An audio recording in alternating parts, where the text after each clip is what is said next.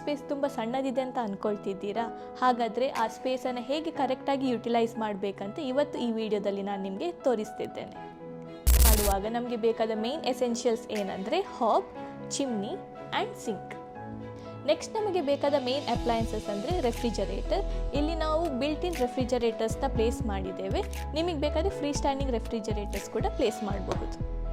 So right ಸೈಡಲ್ಲಿ ನಾವು inbuilt OTGನ place ಮಾಡಿದ್ದೇವೆ.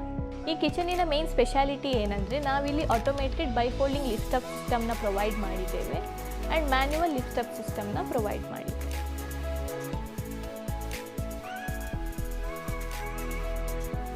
ನೆಕ್ಸ್ಟ್ ನಾವು ಯುಟೆನ್ಸಿಲ್ಸ್ ಮತ್ತು ಗ್ರಾಸರಿ ಸ್ಟೋರೇಜ್ ಸ್ಪೇಸಸನ್ನು ನೋಡುವ.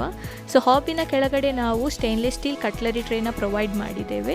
ಅದರ ಕೆಳಗಡೆ 2 ಟ್ಯಾಂಡಮ್ ಡ್ರಾವರ್ಸ್ನ ಪ್ರೊವೈಡ್ ಮಾಡಿದ್ದೇವೆ. ತಾಲೀಸ್ ಟಂಬ್ಲರ್ಸ್ ನಿಮ್ಮಲ್ಲಿ ಇದ್ದರೆ ಸೊ ಅದನ್ನು ಪ್ಲೇಸ್ ಮಾಡಲಿಕ್ಕೆ ನಾವು ಸಪ್ರೇಟಾಗಿ ತಾಲಿ ಬಾಸ್ಕೆಟ್ಸ್ನ ಪ್ರೊವೈಡ್ ಮಾಡಿದ್ದೇವೆ. ಈ ವಿಡಿಯೋ ನಿಮಗೆ ತುಂಬ ಇನ್ಫಾರ್ಮೇಟಿವ್ ಆಗಿತ್ತು ಅಂತ ನಾನು ಅಂದ್ಕೊಳ್ತಿದ್ದೇನೆ. ಇಂಥ ವಿಡಿಯೋಗಾಗಿ ಗಿಗಾ ಡಿಸೈನ್ಸನ್ನು ಫಾಲೋ ಮಾಡಿ.